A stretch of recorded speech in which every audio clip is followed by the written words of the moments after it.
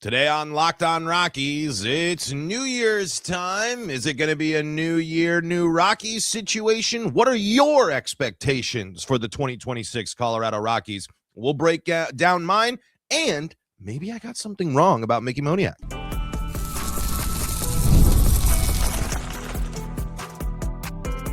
You are Locked On Rockies, your daily Colorado Rockies podcast. Part of the Locked On Podcast Network, your team every day. Rock on Rockies fans, welcome into the Locked On Rockies podcast for today, the 31st and final day of 2025. Isn't that crazy? Isn't that wild? Doesn't it feel like not that long ago we were suffering through the Colorado Rockies season?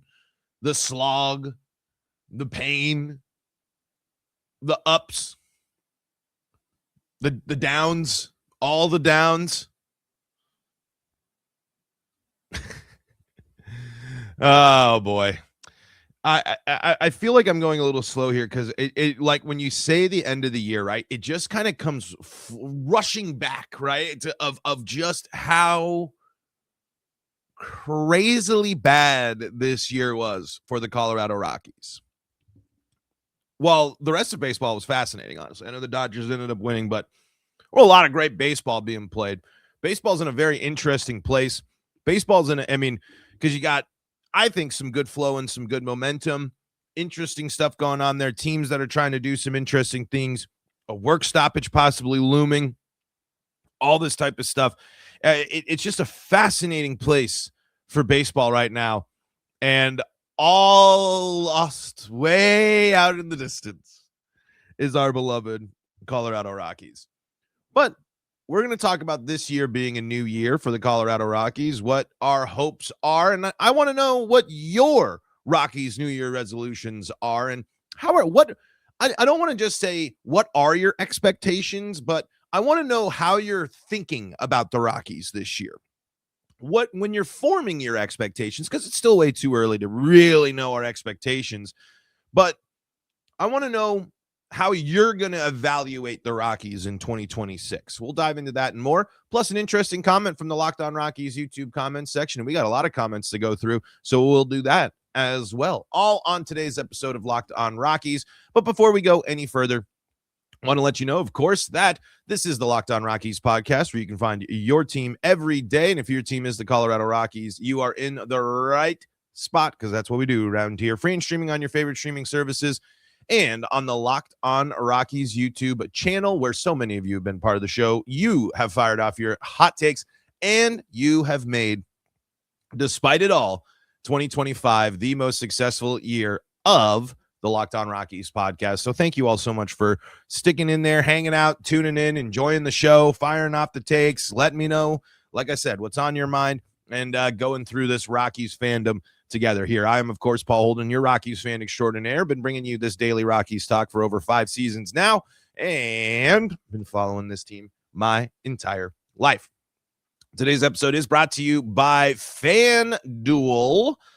Before tip-off, check the FanDuel app on Fridays and see what's dropping during NBA Happy Hour every Friday from 6 to 7:30 p.m. Eastern. So let's start with the obvious here of what the Rockies' number one resolution should be this year. Be better. And this isn't a new topic, right? This is where we just need to see the improvement, right? We need to see a different team. We need to see a different philosophy. And that's not the first time I've said that. But I think the important thing here when we're talking, in the vein of New Year's resolutions, right? The Rockies need to stick with it. The Rockies can't treat this new, Dick Monfort especially, and the leader and the real tip top, the people that are calling them all the shots. They can't treat the Rockies like a new gym membership. Like we're going to get in shape New Year's resolution where you go to the gym for the first month, you pay for the membership, and then Nothing, right? Okay, you've paid for the membership. You made the early commitment. You've brought in the new people. Now it's the work. Starting from when Di Podesta was hired, and really before that as well, the work began. The work began. And it's about continuing that work, and it's about sticking with that work. Sorry, folks, I've been fighting a little bit of a sore throat here, so I'm trying to go through the best I can with this. But anyway, you start building momentum, right? We've seen some of the moves. We've seen some of the changes. We've seen this team start to change. Now you have to stick with it. Now you have to stick with it. It's you have to buy in, right? And it's going to be way too early to tell. It's way too early to tell. But just like, if your resolution is to work out more, you don't achieve that goal in month one. You don't achieve that goal by, only going in January.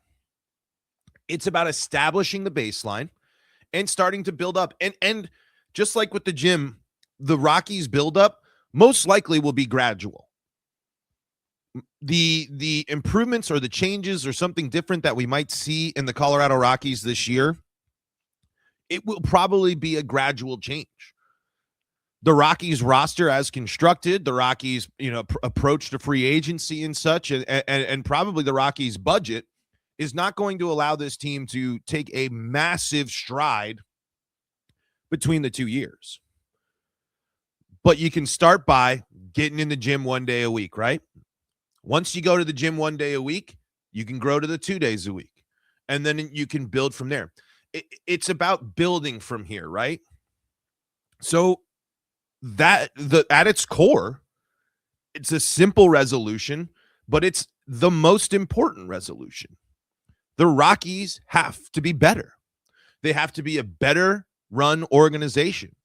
They have to be an organization that buys into and believes in their identity. They have to create that new identity. There's a lot of things that be better. I know it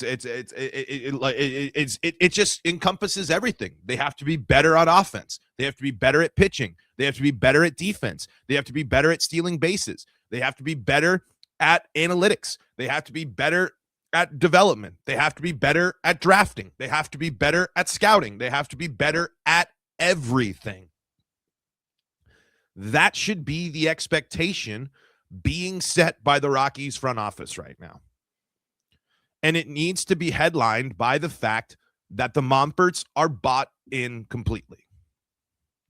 I really don't want to hear in July, there's a rift, or sources say that the Rockies were originally going to go this direction and do this type of thing, but they were unable to do so due to XYZ from the front office or the management or the ownership.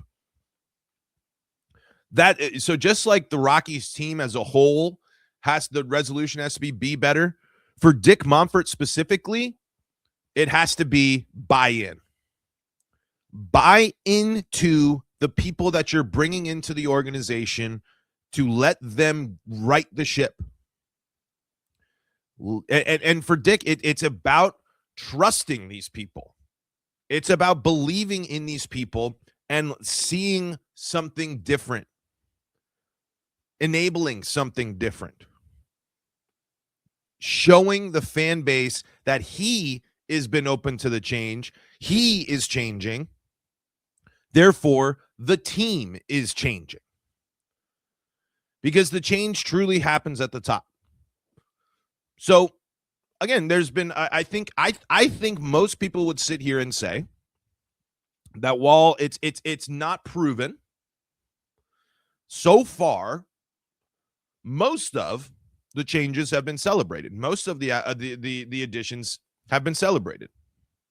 We'll have to see how it all pans out, of course. But I just don't want, for really lack of a better term, I don't want Dick Monfort to half-ass this.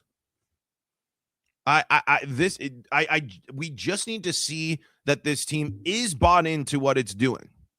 And I don't know exactly if we're going to see 100% of that in just one season. But like I've said before, we know things are improving if the team itself is showing improvement. But the Rockies can't just improve in one area. They can't just sit here and be better at stealing bases and that's it next year. No, guys have to take strides. And the real bad problems with the Rockies have to be contained into not historically bad levels. So plain and simple, that's really the main resolution I have. New Year's resolution for the Rockies is put in the work, buy into what you're doing, and be better. Simple. Right? Just turn everything around, change everything with the same roster and everything right where you're at. Make everything feel better after just after changing front office pieces and all that stuff. Make us all feel better in a 4-month span, right? Simple, easy. I think that's the thing when we're setting our expectations for 2026. I don't think we can sit here and say it's going to be easy for anybody. The Rockies, the work to fix the Rockies has only just really begun. And it's going to take time. It's going to take effort. It's going to take patience. But I truly think that going into 2026, if Dick Monfort and especially and the higher ups of the Colorado Rockies are not going into this season or this year really, the whole year, the whole calendar year. I mean, for in reality, it's around the clock work to get this team back to where we want it to be as fans. If they're not looking at this year differently, if they're not looking and setting new expectations for themselves, if they don't have their own sets of call them New Year's resolutions or whatever, just call them goals, right? I think expectations is the better word there. Then we can't hope if they're not looking at it differently, then it doesn't matter what they've done. They'll continue to just run it their way, stick their heads in the sand, and have to do things the Monfort way. But if they're approaching this year open-minded, willing to change, willing to embrace the new ideas like we've heard, then the Rockies will tell a different story in 26.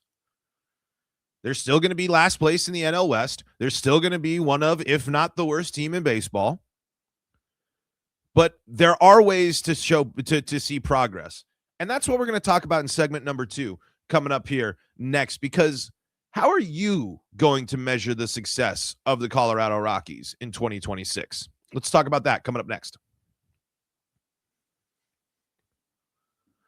Before we do that, though, got to tell you about the folks that help make this show possible, and that includes FanDuel. And FanDuel's got something pretty fun cooking up here for you basketball fans. And sigh of relief, Nuggets Nation, right? At least, I mean, 4 weeks without the Joker is tough. But, hey, to prove it time for our Denver Nuggets and the rest of the NBA. They're going to be looking to get in on, make up some ground and take advantage. And if you got a hunch, if you want to get on the action, if you're following tip-off every Friday, well, you got to check out NBA Happy Hour with FanDuel. NBA Happy Hour is your official pregame, a limited time window where special offers drop right inside the FanDuel app before the action starts. Opening the FanDuel app during happy hour always brings something new, like boost bonuses and surprises. It adds extra energy to Friday night basketball without overthinking it. So before tip-off, check the FanDuel app and see what's dropping during NBA Happy Hour every Friday from 6 to 7:30 p.m. Eastern. A little basketball, a little action, and a whole lot of Friday energy. That's NBA Happy Hour only on FanDuel, the official sportsbook partner of the NBA. Back at it here for segment number 2 of today's episode of Locked On Rockies, free and streaming on your favorite streaming services and on the Locked On Rockies YouTube channel, where you can be part of the show. You can fire off your Rockies hot takes in. You know what I love about the Locked On Rockies YouTube comment section? We got 2 great comments that were not, hey, they weren't coming out here saying, rebel rouser. They're like, hey, you might have missed the mark on your Mickey Moniak defensive analysis here, and here's some good explanation. And we're going to dive into those here in segment number 3, because that's what we do. We're talking ball right here, right? Talking ball, and I love grief. 3 mic drop moments. My mic arm. That's a New Year resolution right there. New mic arm in 2026. That's going to be one for the old Locked On Rockies podcast. But like I was saying, I love when you guys are in the comments here, because I'm learning, you're learning, back and forth, good banter here. So we got some great comments that we're going to get to here in segment number 3 to close out the year, because I want to close out the year hanging out with the everydayers that have been tuning in and rocking and rolling alongside us here on the Locked On Rockies podcast. So we'll dive into that. But in that same vein, because I'm putting the call to action out again here, what is going to be your expectations? What do you think the Rockies will look like in 2026? What type of change do you think an overhaul of the coaching staff is going to be enough to get more out of the current roster of the Colorado Rockies? Do you think that the Rockies are going to be able to see bounce back seasons from Tovar and Doyle, and maybe breakout seasons from some other guys, breakout springs from some other guys? What does success to you? What is a successful 2026 to you? And I think the simple answer for me, strikeouts get cut down, pitching staff cuts down on the ERA and is at least somewhat better. I don't expect them to be outside of the bottom 5 of baseball. And you don't lose 100 games. I really don't. Unfortunately, I have been wrong the last few years. I said they would be avoiding it. I went into this year thinking, no way are they going to be back at the 100 losses. But that truly is the first step. If you don't lose 100 games, you won a couple close ones. If you don't lose 100 games, you stole some series that you shouldn't have stolen. You won some games in big situations for you. If you avoid 100 losses, you're not on pace to be historically bad, right? I mean, that's I think that's kind of part of it. I mean, obviously, just about anything's going to be an improvement there. But if we see 63 wins, right? 63 wins. That's a massive improvement. Huge. But I just don't know if we're going to see that jump. But I do think that is going to be one of the best evaluation pieces of 2026 for the Rockies. Because if they don't lose 100 games, we can at least go back at the end of next season, or go forward, I guess, to the end of next season and say, hey, remember that Dodgers series in July where the Rockies won 2 out of 3 and they came back in both games? That was good ball. It was kind of like when we saw when the Rockies had that strong start to the second half of the season. And you're kind of like, where's this bit? Where is this team been? It also, you know what it also will mean if they avoid 100 losses? They don't start horrendously out the gate. They don't fall. They don't fall horrifically behind at the beginning of the year, and just are basically knocked out by the first month of the season. That was bad. I think with everything that was bad last year, the painful start to the season. I mean, the just horrendous start was just, oh boy.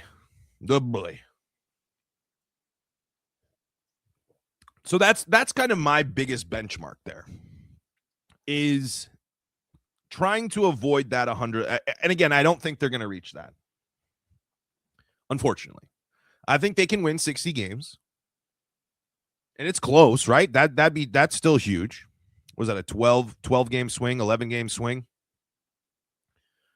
But if you think about it, there were probably 11 games that the Rockies blew late. The Rockies had opportunities and missed out on. So if on the flip side, the Rockies win a couple more series on the road, surprise some teams at home, that's going to make me feel better. Not great, but it's at least going to make me feel like, hey,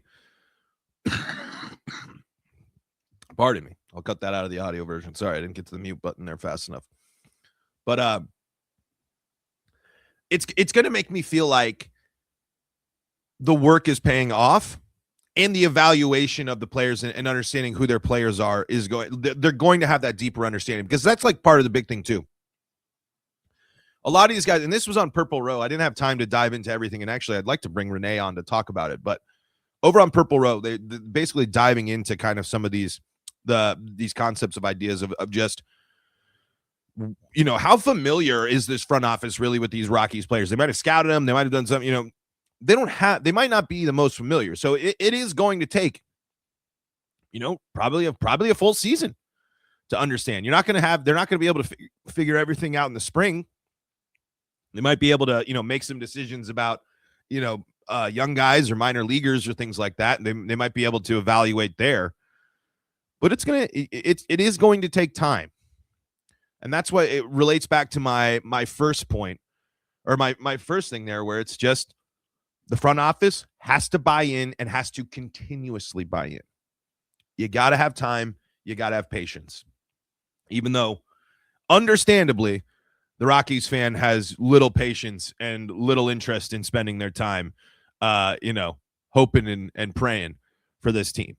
All right, let's dive into your comments and put a bow on 2025 coming up next.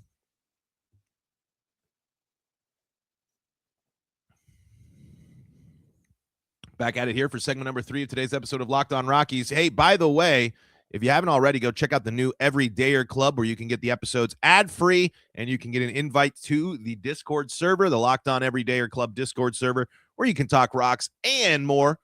Not just rocks, all sports, with all sorts of sports fans from all over the Locked On podcast fandom, all the Everydayers hanging out there. You can get more information on what the Everydayer Club is at lockedonpodcast.com/Everydayer Club. Or if you're interested in getting Locked On Rockies ad-free and joining the Discord server, check out lockedonrockies.supercast.com.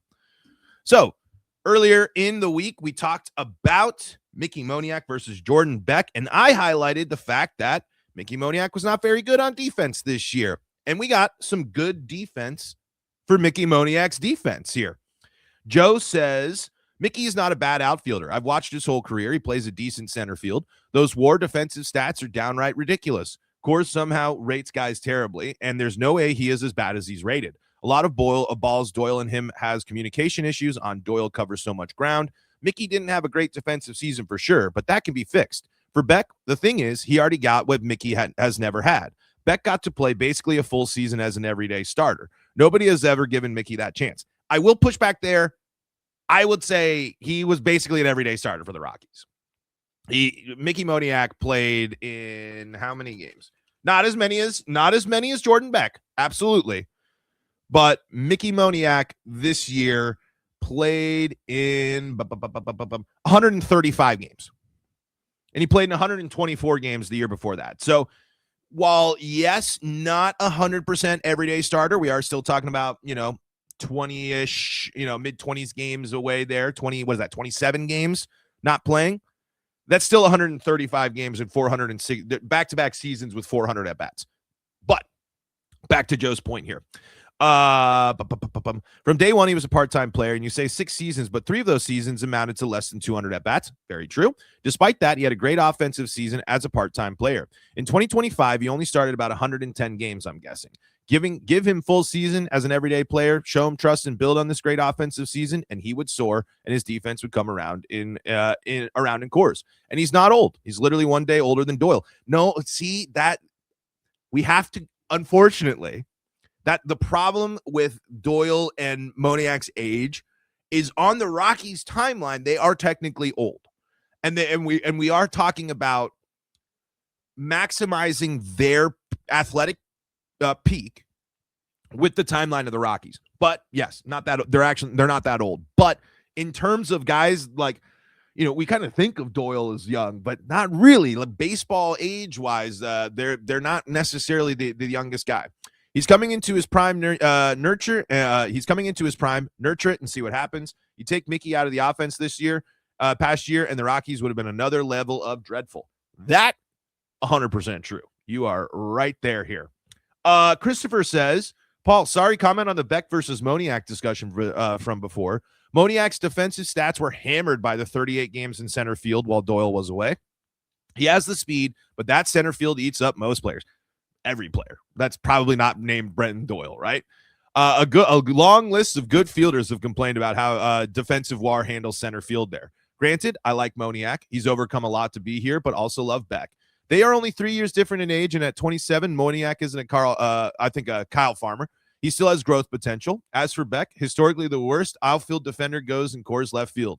Think Holiday.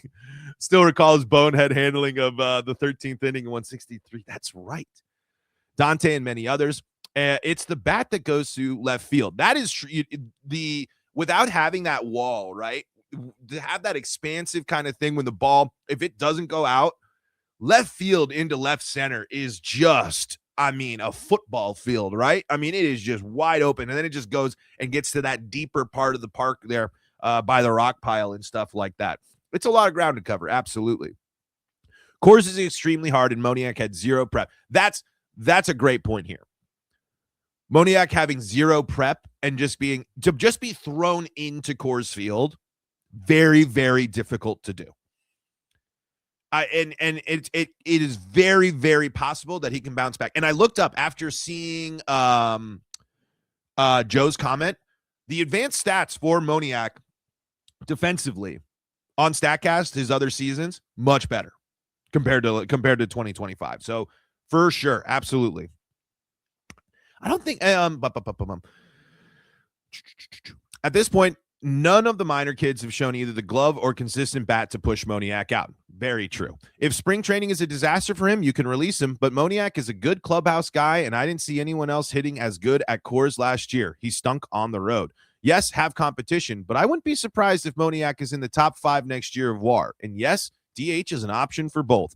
Anyways, my take after viewing his play last year, I don't care how fast you are, center field eats outfielders for brunch and goes for seconds. We need Doyle to really captain that group next year. Yeah, I think that's a big – I think what we probably should highlight in an episode this offseason, kind of, analyzing all – there's a lot of stuff to point to of what really went wrong with the Rockies.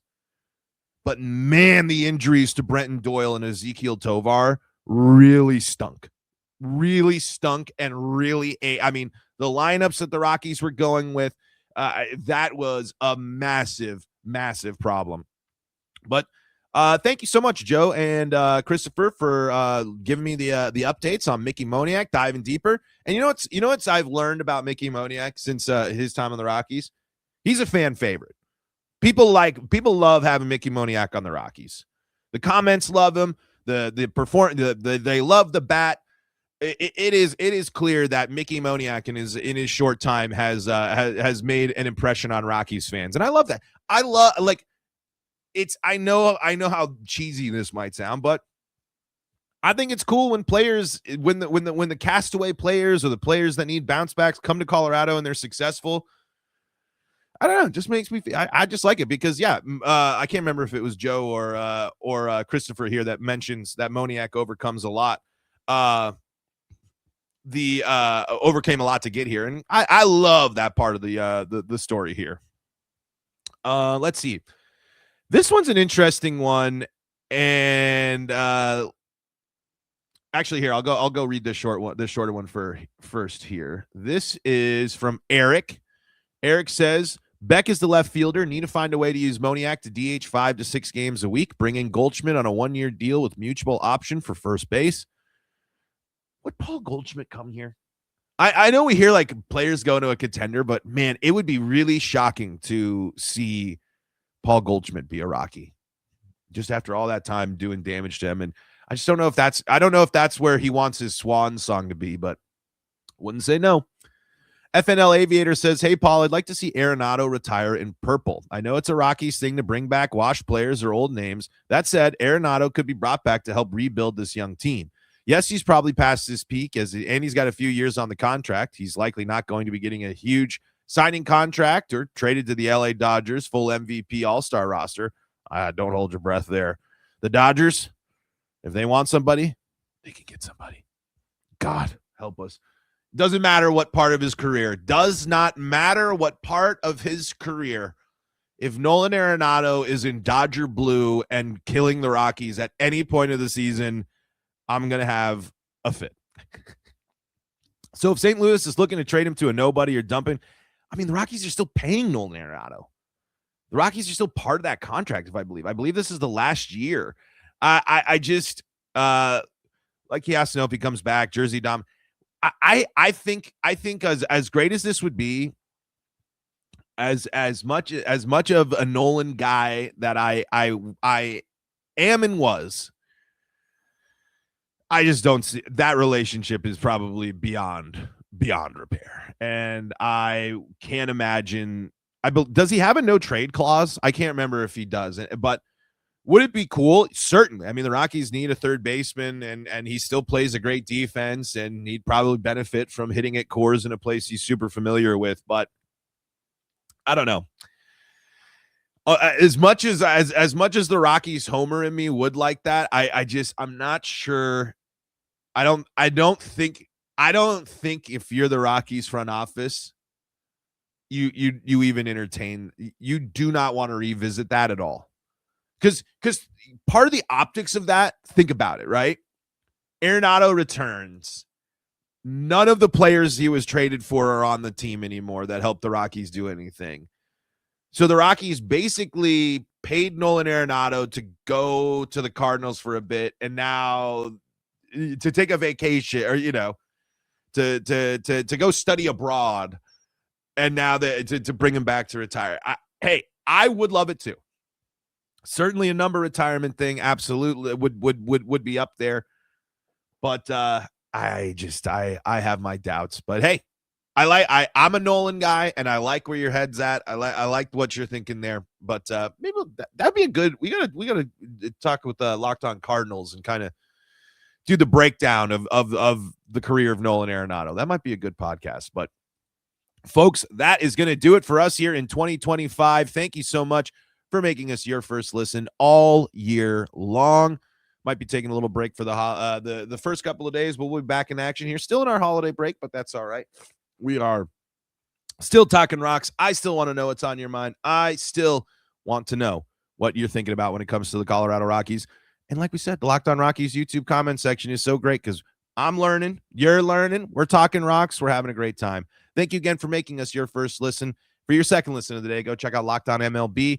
And don't forget the Locked On Everydayer Club, the Locked On Rockies Everydayer Club, available at lockedonrockies.supercast.com. Get the shows ad-free and get in that Locked On Everydayers Discord server. And you need a second listen that isn't Locked On MLB? Well, Locked On Broncos, Avalanche, Nuggets, and Buffs got you covered for more Colorado sports coverage. Until next time, I'm Paul Holden saying so long and Happy New Year.